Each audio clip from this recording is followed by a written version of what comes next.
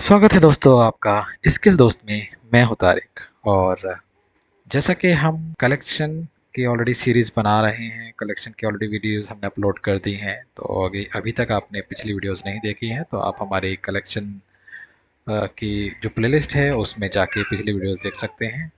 तो आज स्टार्ट करते हैं, चलिए आगे बढ़ाते हैं अपनी सीरीज़ को और स्टार्ट करते हैं आज का वीडियो। तो अपन अभी, हाँ, इसके हम मेथड डिस्कस करने वाले थे ना। हाँ, बाकी तो आपको समझ में आ गया ना ट्री सेट कब यूज़ करते हैं हम। ट्री सेट बेसिकली जब यूज़ करते हैं, जब हमें क्या कहते हैं, सॉर्टिंग ऑर्डर मेंटेन करना होता है। ठीक है। अच्छा, कल जो है ना हम गलती कर रहे थे। कल जो मैं रिवर्स कर रहा था, रिवर्स हम क्या कर रहे थे, रिवर्स को इसी में प्रिंट करवा रहे थे। आप कह रहे थे ना इसमें जो असेंडिंग ऑर्डर में बाय डिफ़ॉल्ट ये देता है। ठीक है, एक मिनट। अब देखो, तो अभी ये जो है, कल हमने जैसे ये ट्री बनाया, ट्री सेट बनाया, और इसको हमने इसके अंदर ऐड वैल्यू ऐड करा रखी है। ठीक है, यहाँ पे इसको भी हम हटा देते हैं। अब इसको मैं रन कराता हूँ।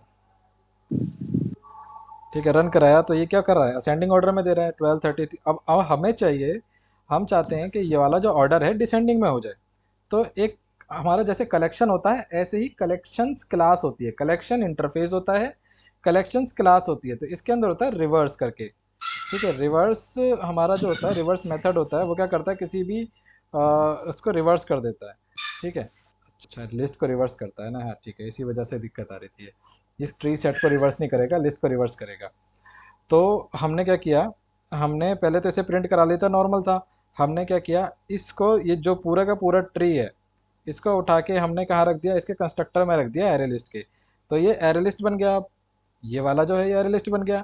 अब कलेक्शंस जो है, कलेक्शंस हमारी क्लास होती है और इसके सारे मेथड स्टैटिक होते हैं। कलेक्शंस क्लास जो होती है, ये क्या होती है, ये कलेक्शन फ्रेमवर्क के लिए हेल्पफुल होती है। ये एक यूटिलिटी क्लास है। तो ये क्या करती है, जो हमारे कलेक्शन होते हैं, जितने भी कलेक्शन क्लासेस होती हैं, उन सब क्लासेस को के डेटा को मैनिपुलेट करने के लिए ये काम आते हैं। तो इसके जो मेथड्स होते हैं वो कलेक्शन क्लास के डेटा के साथ खेलने के लिए यूज होते हैं। तो इसी वजह से कलेक्शंस, जब भी आप पूछें कि what is the difference between collection and collections, बहुत कॉमन क्वेश्चन इंटरव्यू में पूछा जाता है। तो आपको सिंपल ये बताना है, collection, collection is an interface. ठीक है, and which consist of set map Q. ठीक है, sorry, set list and Q, and which further has more classes like array list, linked list, vector stack, and same for the set also, the hash set, linked set, tree set। ठीक है, तो ये सब आपको ऐसे बताने हैं। And the collections is a class which is a utility class which is used for the collection framework, for the different classes of its different interfaces। ठीक है, and it is helpful to manipulate the collection data। ठीक है, तो data को manipulate करने के लिए use होता है। अब जैसे हमारे पास क्या है कि कलेक्शन को हमने क्या किया, रिवर्स कर देंगे। तो रिवर्स हम बेसिकली क्या कर रहे हैं, इस लिस्ट को रिवर्स कर रहे हैं। तो देखो यहाँ पे मैंने राइट क्लिक लिया और मैंने यहाँ पे इसको रिवर्स हो गया, ये बिल्कुल उल्टा चल गया। तो ये क्या कर रहा है कि रिवर्स मेथड जो है, रिवर्स मेथड अब जब देखोगे तो ये कलेक्शंस डॉट क्लास आ गया, कलेक्शन क्लास का है। और ये मेथड क्या है, स्टैटिक है। ठीक है, और ये क्या मांग रहा है, ये लिस्ट इंटरफेस में डेटा चाहिए होता है इसको। ठीक है, इसको लिस्ट इंटरफेस में डेटा चाहिए होता है, किसी भी जेनरिक टाइप का। ये क्वेश्चन मार्क का मतलब है एनी जेनरिक, किसी भी तरह का डेटा टाइप की लिस्ट होनी चाहिए। ठीक है, तो ये यहाँ पे हम इसको दे देंगे। तो ये क्या करेगा, आपको अगर देखना चाहते हो तो इसके अंदर जाके देख लो, वरना इसके अंदर इतना डीपली जाने की ज़रूरत नहीं है। ये प्रोग्रामिंग जो सीख रहे होते हैं, डीएसए वगैरह कर रहे होते हैं, उनके लिए होता है। ठीक है, तो अपने को इतना इतना डीप डेप्थ में जाने की ज़रूरत नहीं है। बट हाँ, ये आपको आइडिया होना चाहिए कि इसके मेथड स्टैटिक होते हैं। तो मेथड स्टैटिक होने का फ़ायदा ये है कि हमें कलेक्शंस क्लास के मेथड को यूज़ करने के लिए हमें इसका ऑब्जेक्ट नहीं बनाना पड़ा। सिर्फ क्लास नेम के बाद हमने उसका मेथड डिफाइन कर दिया। और उसके मेथड जो है क्या मांग रहा था, लिस्ट इंटरफेस में हमें रिटर्न मांग रहा था, लिस्ट इंटरफेस में इनपुट मांग रहा था, तो हमने लिस्ट में उसको दे दिया। तो इसने अपना काम कर दिया, हमें रिवर्स कर दिया। तो इस तरह से हम क्या करते हैं, तो ट्री के साथ हम खेल सकते हैं। अब आप चाहते हो कि आपका बाय डिफ़ॉल्ट जो डेटा है, बाय डिफ़ॉल्ट जो डेटा है अभी असेंडिंग में आ रहा है, डिसेंडिंग में है। ये वाला क्या आ रहा है, ये असेंडिंग में आ रहा है और ये डिसेंडिंग में आ रहा है। आप उल्टा करना चाहते हो। तो आप अपने कलेक्शन को एक जो ट्री सेट का कंस्ट्रक्टर होता है, कंस्ट्रक्टर में पहले ही उसको बता दो कि भाई हमें किस तरह का डेटा चाहिए। तो आप क्या करेंगे, कलेक्शंस डॉट सॉर्ट कर देंगे, सॉरी सॉर्ट नहीं, यहाँ पे रिवर्स कर देंगे, डॉट रिवर्स ऑर्डर कर देंगे। ठीक है, तो यहाँ पे क्या होगा कि आपका ऑर्डर रिवर्स हो जाएगा। दोबारा देखते हैं यहाँ पे रन करा के, तो यहाँ पे क्या हो रहा है। हाँ तो यार मैंने गलत वाले में दिखा दिया, ऊपर वाले में कर रहा हूँ, तो ऊपर वाला रिवर्स कर रहा है। एक मिनट, ऊपर वाला यहाँ पे इसने ऊपर वाला रिवर्स करा, जबकि हमें ये वाला कराना है। तो यहाँ पे आएंगे और इसको रिवर्स कराएंगे, तो देखो ये उल्टा हो जाएगा। तो हमने क्या किया, रिवर्स ऑर्डर जब करा, तो अब कलेक्शन का जो वो था, मतलब इसका बेसिकली क्या बोलते हैं, जो इसका जो जो इसका नेचर था वो रिवर्स में काम करेगा। तो असेंडिंग में चलता था, अब ये डिसेंडिंग में चलेगा। तो अब जबकि यहाँ पे हमने क्या करा ना, हमने इसको रिवर्स करा दिया, तो यहाँ पे इसने इसको रिवर्स कर दिया। तो ये इस तरह से काम करता है। ठीक है, तो ये समझ में आया होगा आई होप। अब आगे चलते सर हैं। ये एक क्वेश्चन है, जैसे कि कलेक्शंस क्लास है, बट ये कलेक्शन इंटरफेस के क्लासेस पे इसके मेथड्स अप्लाई होते हैं, बेसिकली लिस्ट पे ना। नहीं, लिस्ट पे भी होते हैं। ठीक है, ये देखो इसके सारे के सारे पे अप्लाई होते हैं इसके, ऐसा नहीं है कि किसी किसी में लिस्ट मांगता है, किसी में एरे मांगता है। ठीक है, अभी तो आपने जो दिखाया था उसमें लिस्ट को हाँ बोल रहा वो था। लिस्ट मांग रहा था, बट ज़रूरी नहीं है कि सारा लिस्ट सारे लिस्ट पे ही अप्लाई होंगे। ज़्यादातर लिस्ट पे चलते हैं वैसे। देखो यहाँ पे लिस्ट मांग रहा है, ठीक है, यहाँ पे भी लिस्ट मांग रहा है, ये तो स्टैटिक है जो उसके बाइनरी सर्च है। ज़्यादातर लिस्ट मांग रहा है, वैसे ये चलते सब पे हैं। लिस्ट लिस्ट तो सर मतलब कि कलेक्शंस क्लास के जो मेथड है वो कलेक्शन इंटरफेस के किसी भी क्लासेस पे जाके अप्लाई हो सकते हैं। राइट, राइट, किसी पे भी आप अप्लाई कर सकते हैं उसको। ठीक है, ट्री ठीक सेट है पे सर। वो इसलिए नहीं चलता क्योंकि ट्री सेट का थोड़ा सा मैकेनिज्म अलग है बाकी से। ये ठीक हम ये होमोजीनियस डेटा लेता है और बाकी सारी चीज़ें हैं। बट देखो यहाँ पे मैंने जब चलाया इसके कंस्ट्रक्टर में, इसको डाला तो कलेक्शन वर्क कर रहा था। है। हाँ कलेक्शंस वर्क कर रहा था। अब इसको याद कैसे हाँ, वहाँ रखोगे। पे आपने दिखाया था ना केवल लिस्ट के लिए, इस वजह से थोड़ा हाँ, सा कंफ्यूजन था नहीं नहीं कि नहीं, जब लिस्ट पे हो रहा है तो फिर यहाँ ट्री पे कैसे चल रहा है। ठीक है। तो अब यहाँ पे एक चीज़ देखो, अब जब मैंने कैसे याद करा, कलेक्शन इंटरफेस है इसके अंदर एन आ रहा है, सॉरी, कलेक्शन इंटरफेस है। ठीक है, इंटरफेस है, और कलेक्शंस जो है वो क्या है, क्लास है। तो मैंने ऐसे याद करा कि क्लास के अंडर के क्लास के लास्ट में भी ऐसा आता है, और कलेक्शंस के लास्ट में भी ऐसा आता है। ठीक है, तो ये क्लास है और ये इंटरफेस है, इसमें कुछ नहीं आ रहा, तो ये इंटरफेस है। ऐसे करके मैंने याद करा, आप अपने हिसाब से लॉजिक से जैसे भी याद कर लेना। मेरा तो यही तरीका था याद करने का, तो इस वजह से मैं अंदाज़ा लगा सकता हूँ आसानी से कि कौन सा कलेक्शंस है, कौन सा कलेक्शन है। जब कलेक्शन के बारे में बात होगी तो हम समझ जाएंगे इंटरफेस है, और कलेक्शंस होगा तो वो क्लास है। ठीक है, ऐसे ही जब हम आगे पढ़ेंगे तो एक्शन और एक्शंस होता है एक। ठीक है, जब हम सिलेनियम पढ़ेंगे, सिलेनियम में भी यही अप्रोच चल रही है, एक एक्शन एक एक्शंस। तो एक्शन क्या होता है, इंटरफेस होता है, अभी से बता रहा हूँ, आगे भी बताऊंगा दोबारा से। और ये होती है क्लास। तो इसमें भी देखो यही वाला लॉजिक चल रहा है, एक्शंस के अंदर लास्ट में ऐसा आता है, और क्लास के लास्ट में ऐसा आता है, तो ये क्लास है। ठीक है, और ये यहाँ पे ये, तो ये मैंने इस तरह से इसको समझा हुआ है। आप जैसे भी आपको ठीक लगे वैसे आप समझ लेना, बट आपको ये ध्यान रखना है कि कलेक्शंस जिसके अंदर ऐसा आ रहा है वो क्लास है, और जिसमें एक्शन जिसमें एस नहीं आ रहा है वो इंटरफेस है। ठीक है, तो अब इसके बाकी के मेथड आज देखते हैं। तो इसके कुछ मेथड होते हैं जो अभी हम डिस्कस करेंगे। हमने क्या क्या करा था, इसके बाद हमने नॉर्मल, देखो रिमूव तुम्हें पता है, ऐड तुम्हें पता है। अब हम यहाँ पे और देखते हैं इसको। इसको फिलहाल फॉर द टाइम बीइंग हम क्या कर देते हैं, इसको हम होल्ड कर देते हैं। ठीक है, अब हम क्या करेंगे, नम डॉट, अब मुझे ऐड फर्स्ट करना है। ऐड फर्स्ट अगेन वही है कि सबसे पहले ऐड कर देगा, सबसे बाद में ऐड करेगा। और इसमें कुछ जो मेथड हैं वो मैं बताना चाह रहा था इसके, जैसे कि हाँ, पोल फर्स्ट। ठीक है, पोल फर्स्ट का क्या काम होता है कि जो सबसे ऊपर होता है उसको हटाता है, रिमूव करता है। पोल फर्स्ट का क्या काम होता है, रिमूव करता है सबसे ऊपर वाली वैल्यू को।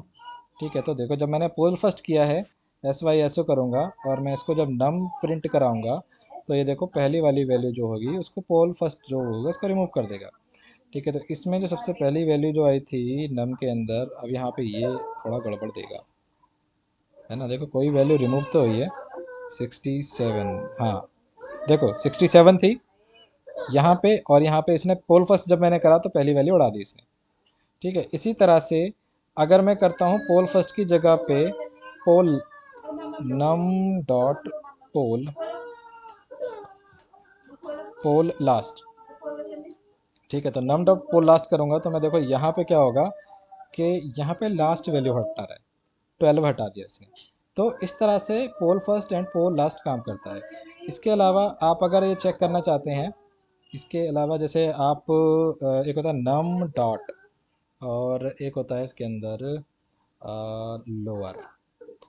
लोअर पता करना चाहते हैं कि भाई अ, हमारा 23 से लोअर वैल्यू कौन सी है। आप ये पता करना चाहते हैं कि 23 से लोअर वैल्यू कौन सी है। SYSO। ठीक है, तो एक बार देखते हैं। तो 23 से जो नीचे की वैल्यू है, 23 से जो नीचे की वैल्यू है कौन सी है, 32 है। वो नीचे की वैल्यू लोअर क्यों दिखा रहा है, क्योंकि हम रिवर्स में चला रखा है। अब यहाँ पे इसको हटा देते हैं एक बार के लिए। ये उल्टा चला रहा है, इसी वजह से गड़बड़ दिखा रहा है। अब ये सही दिखाएगा। तो 23 से जो नीचे वाली वैल्यू है वो क्या है, 12 है। तो इसमें देखो 23 से जो नीचे की छोटी वैल्यू क्या है, 12 है। तो ये हमें क्या बता रहा है, लोअर वैल्यू बता रहा है। इसी तरह से अगर हम पता करना चाहते हैं कि 23 से बड़ी वैल्यू कौन सी है, 23 से बड़ी वैल्यू कौन सी है, तो यहाँ पे हम क्या कर देंगे, डॉट एक मिनट, डॉट हायर कर देंगे। डॉट हायर कर देंगे और यहाँ पे डालेंगे हम 23। तो अब ये हमें बताएगा कि 23 से जो अगली बड़ी वैल्यू है वो कौन सी है।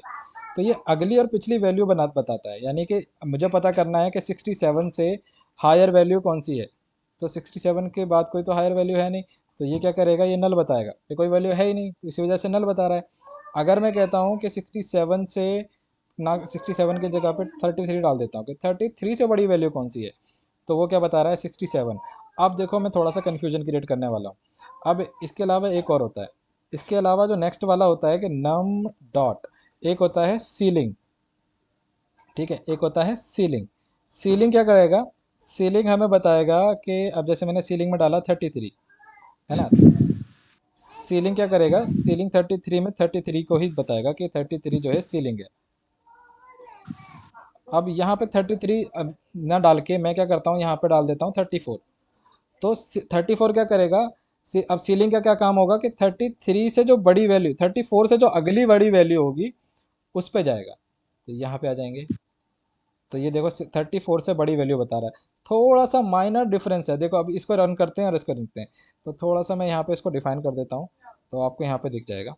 यहाँ पे मैं लिखता हूँ हायर, और यहाँ पे लिखता हूँ मैं सीलिंग। ये इंटरव्यू में पूछ लेते हैं, अगर कभी कभी आपकी किस्मत ख़राब हो तो वो इतनी डेप्थ में जाके जब पूछेगा ना तो ये भी पूछ लेगा। तो इसी वजह से मैं बता रहा हूँ। अब देखो यहाँ पे, अब मैंने क्या किया, यहाँ पे करा 33। तो हायर मैंने जब 33 करा तो इसने क्या करा, 33 से बड़ी वैल्यू बताई।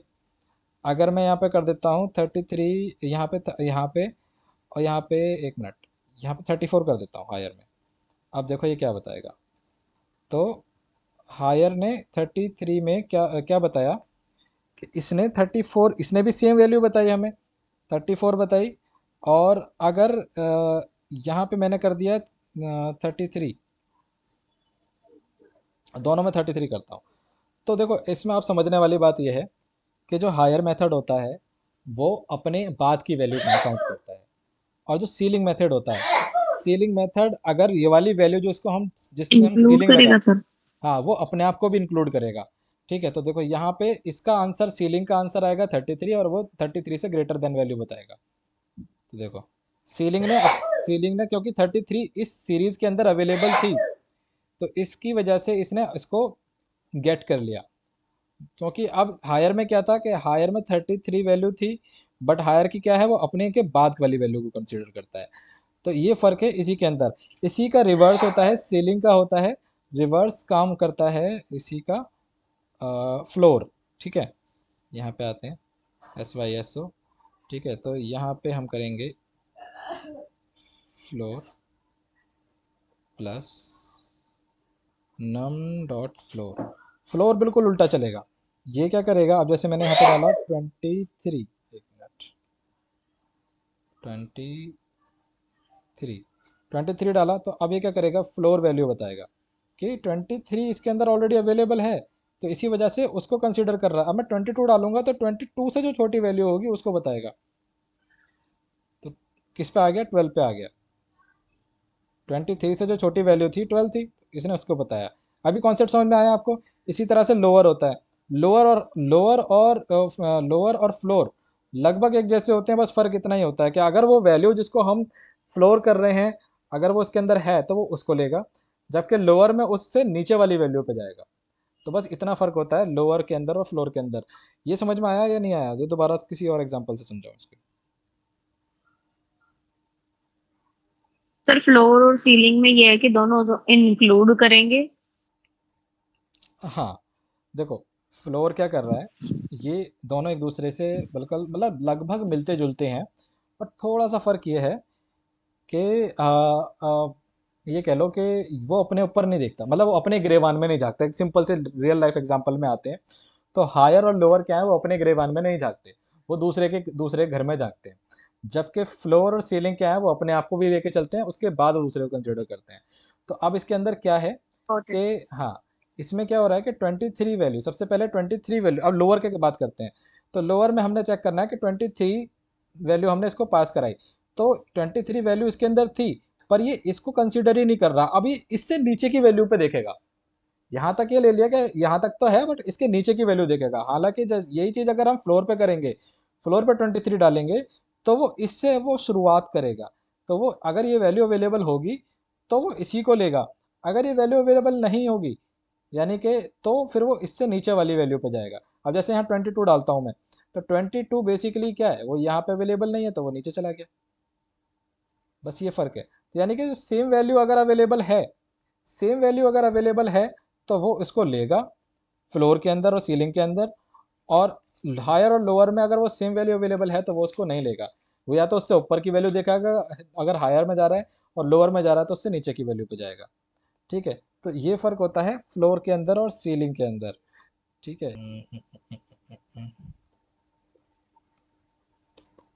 Tree set library. ठीक है, तो अपन क्या करेंगे, सबसे पहले हमें एक लाइब्रेरी बनानी पड़ेगी, एक मेन मेथड बना लेते हैं। ठीक है, और मेन मेथड में हम स्कैनर क्लास लेते हैं इस बार। सबसे पहले हम ट्री सेट बनाते हैं, ट्री सेट। और इसके अंदर हम किस तरह का वैल्यू रखने वाले हैं, स्ट्रिंग टाइप की वैल्यू रखेंगे। लाइब्रेरी इसका नाम दे दिया हमने, न्यू ट्री सेट, और ये हमने कर दिया यहाँ पे।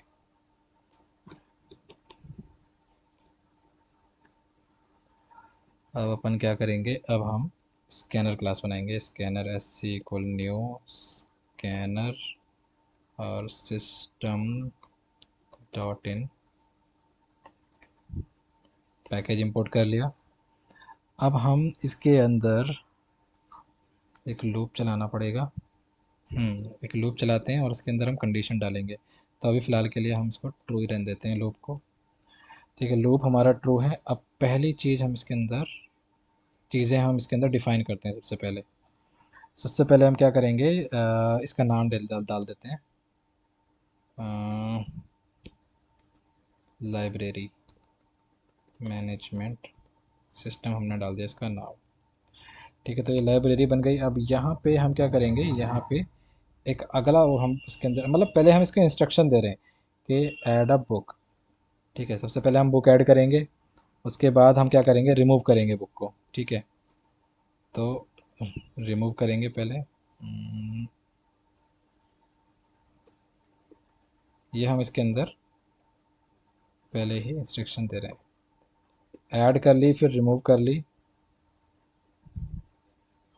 उसके बाद हम क्या करेंगे, अच्छा, जो ऐड करने के लिए है इसको हम कुछ नंबर देते हैं, जैसे 1 ऐड करने के लिए हो गया, 2 रिमूव करने के लिए दे देंगे, और जो 3 नंबर है वो किसके लिए देंगे हम, 3 में अभी क्या करेंगे, रिमूव कर लिया, ऐड कर लिया।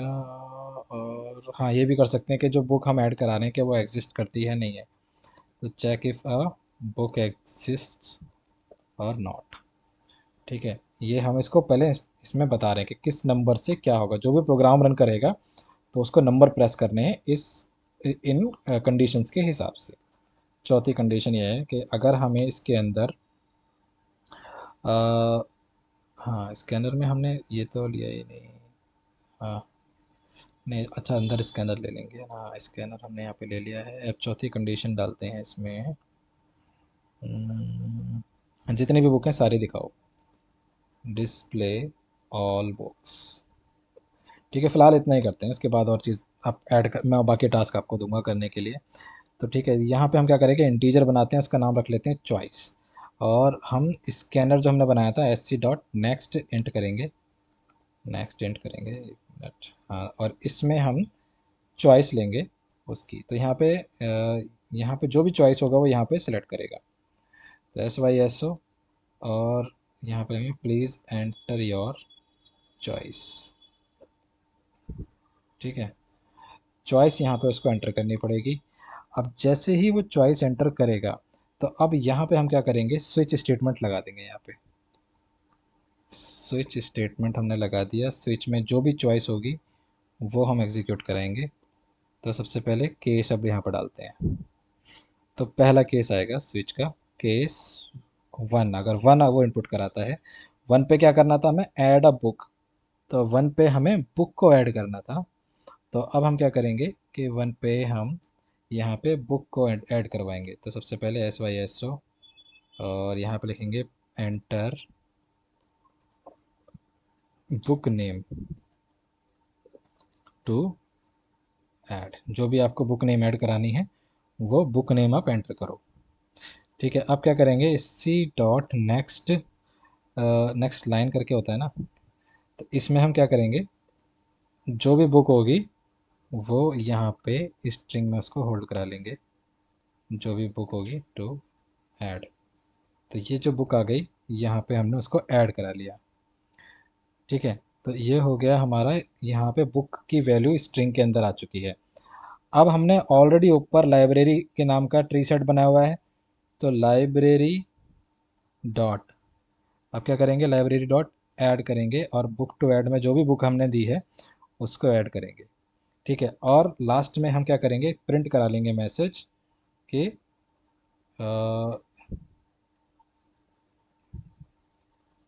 Book has been added to library. Break करता हूँ उसको। केस 2 पे हम क्या करेंगे, केस 2 को हम नीचे लिखते हैं यहाँ पे। एक मिनट, अगर मैं इसको ऊपर रन कराता हूँ, तो केस 2 में हमें क्या करना है, रिमूव अ बुक करनी है। तो बुक को, जो हमें बुक रिमूव कराना चाह रहे हैं उसको हम रिमूव करेंगे।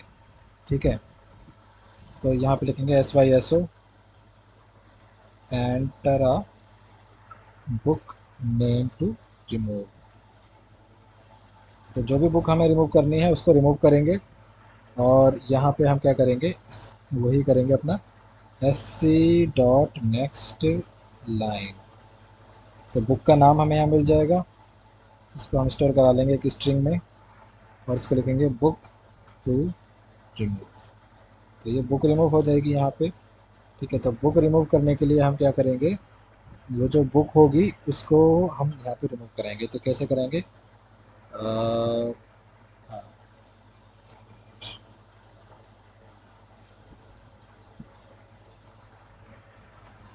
तो हमारे पास ऑलरेडी एक बुक हमने ऐड करा ली। इसके अंदर बुक ऐड भी तो नहीं हो रही है, पहले तो बुक ऐड करनी पड़ेगी हमें। चलो देखते हैं।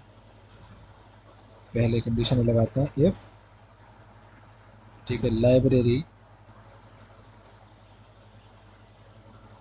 लाइब्रेरी में जो भी बुक है, अब जो हम ढूंढ रहे हैं, ठीक है, यहाँ पे हम रिमूव कर दे रहे हैं कि जो भी रिमूव होगी बुक, वो ट्रू या फॉल्स रिटर्न करेगा। ठीक है, तो ये क्या करता है, रिमूव मेथड हमें बूलियन में रिटर्न करता है। तो जो भी, अगर वो ट्रू, अगर रिमूव कर देगा तो ट्रू रिटर्न करेगा, अदरवाइज वो फॉल्स रिटर्न कर देगा।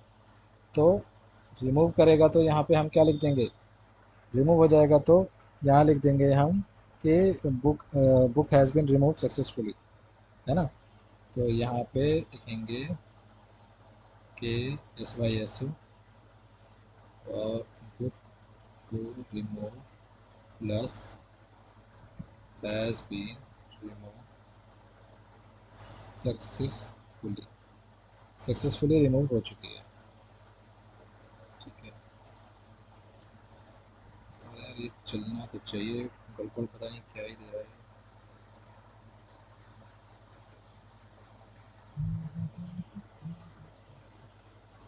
नेक्स्ट हिट किया, नेक्स्ट किया, रन एज करते हैं, दोबारा रन करते हैं। ठीक है, पहले हमने डाला है एंटर, यहाँ पे कुछ एरर भी तो नहीं दे रहा है। एक काम करते हैं, डीबग में चलाते हैं।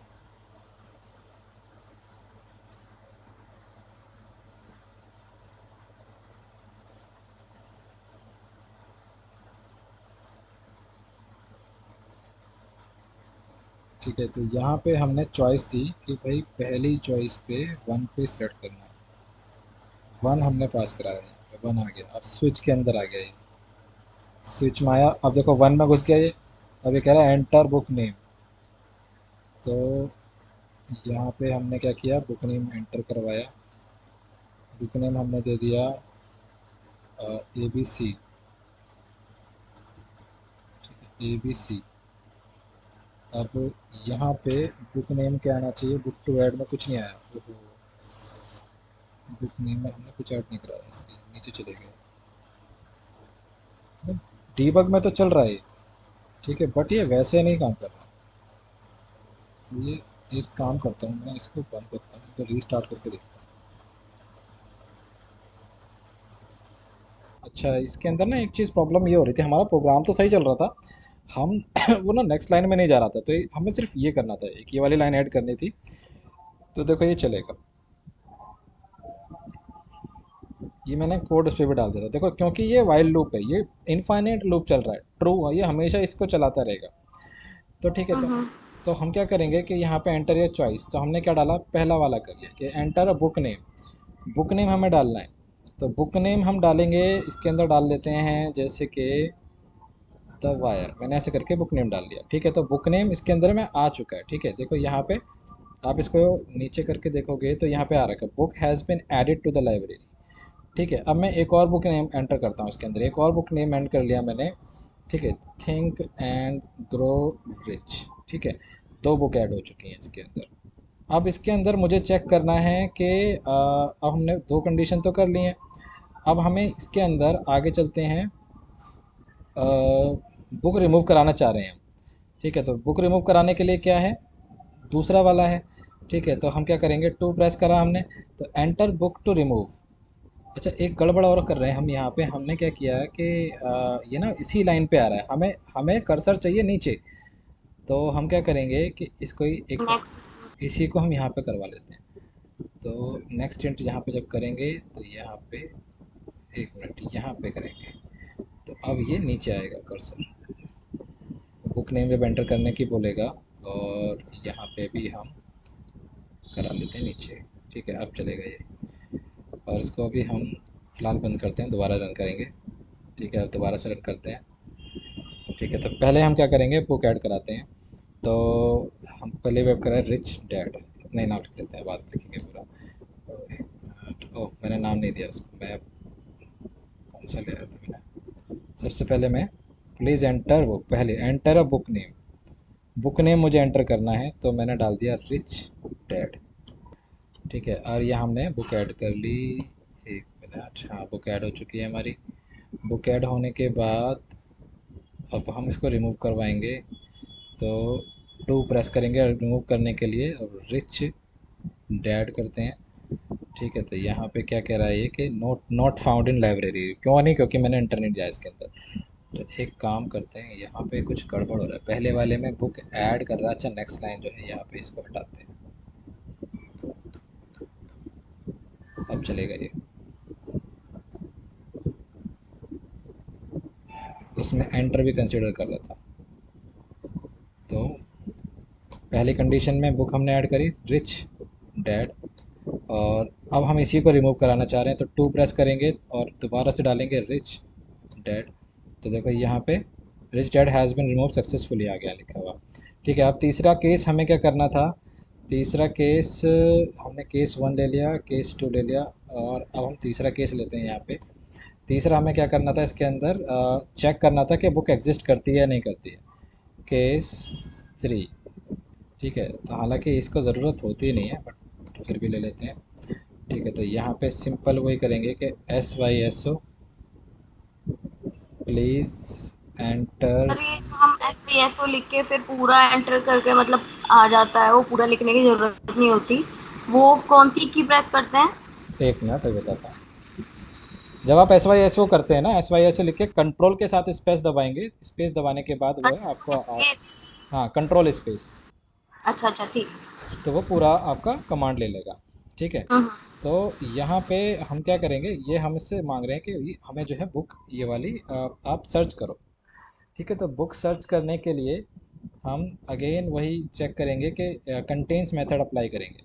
ठीक है, तो हम यहाँ पे क्या करेंगे, कंटेंस मेथड का यूज़ करेंगे, और अगर वो इफ़, ठीक है, और यहाँ पे एक बार हम इससे बुक लेते हैं, SC dot next line enter, और यहाँ पे स्ट्रिंग में बुक लगा लेते हैं जो भी। ठीक है, जो भी बुक है यहाँ पे सर्च बुक, बुक सर्च कर रहे हैं यहाँ पे। अब हम क्या करेंगे कि यहाँ पे इफ़ कंडीशन लगाएंगे, इफ़ कंडीशन लगाएंगे कि हमारा इसका क्या नाम था, लाइब्रेरी का जो हम बना रहे थे, इसका नाम था लाइब्रेरी का ही नाम था इसका। ठीक है, तो लाइब्रेरी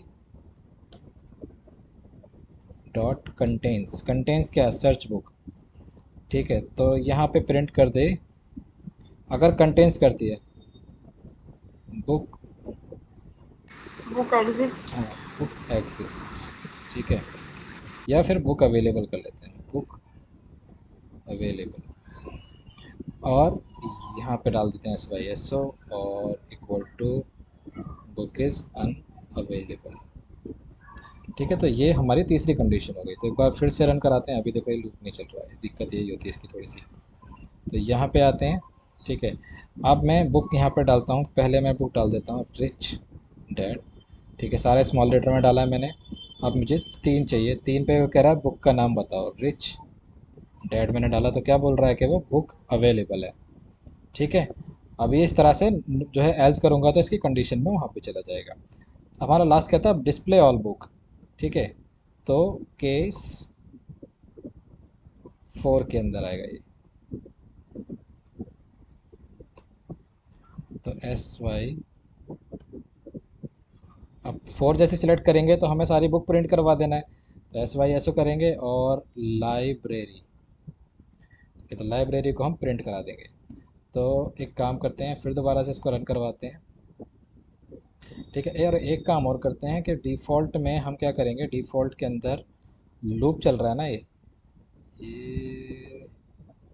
हाँ लूप चल रहा है, तो लूप से बाहर आने के लिए हम ब्रेक कर देंगे।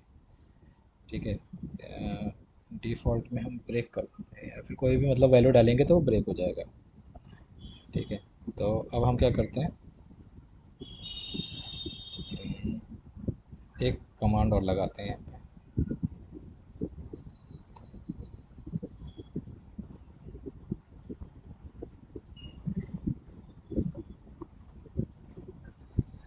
ठीक है, एग्जिट करने के लिए 5 हम यूज़ करेंगे। अब हम दोबारा से इसको रन कर रहे हैं। यहाँ पे आए, सबसे पहले हमने यहाँ पे बुक ऐड करी, पहले हमने बुक ऐड करा ली यहाँ पे। बुक का नाम क्या था, हाँ रिच डैड डाला हमने। दोबारा फिर हमने एक बुक ऐड कराई, थिंक एंड ग्रो रिच, हमने ऐड करा ली। ठीक है, इसके बाद हमने यहाँ पे हम क्या करेंगे, 4 प्रेस करेंगे। तो 4 हमने प्रेस किया तो देखो यहाँ पे सारी बुक आ गया, rich dad poor dad think and grow rich, और सर्च वाला ऑलरेडी काम चल रहा था। अब मैं यहाँ पे 5 दबाता हूँ तो ये एग्जिट नहीं हुआ यार, एक मिनट, ब्रेक नहीं हुआ है। फिफ्थ केस तो दिया ही नहीं ना, वो तो डिफॉल्ट में है ब्रेक। हाँ, नहीं तो 5 तो चलना चाहिए, डिफ़ॉल्ट तो कुछ भी ले सकता है ना। एक तो यहाँ पास करते हैं, एक काम करते हैं, केस 5 कर लेते हैं। अब तो एग्जिट करेगा। तो यहाँ पे आते हैं और यहाँ पे हम 5 ही प्रेस कर देते हैं, एग्ज़िट नहीं कर रहा। तो 5 के अंदर हमने प्रेस किया SYSO,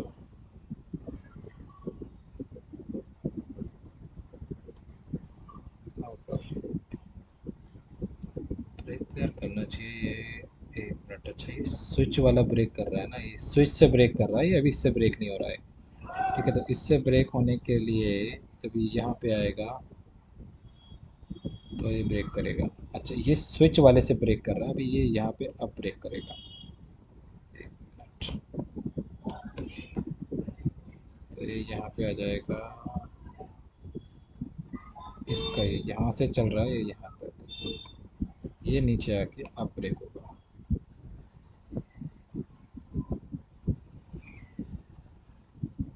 तो ये लूप के अंदर आया। ठीक है, मैंने 5 दबाया, आउट ऑफ लूप हो गया और ये बंद हो गया। तो हमें 2 ब्रेक क्यों लगाने पड़े? पहले वाला जो ब्रेक हमने लगाया वो स्विच से बाहर आने के लिए लगाया, दूसरा ब्रेक जो हमने लगाया वो लूप से बाहर आने के लिए लगाया।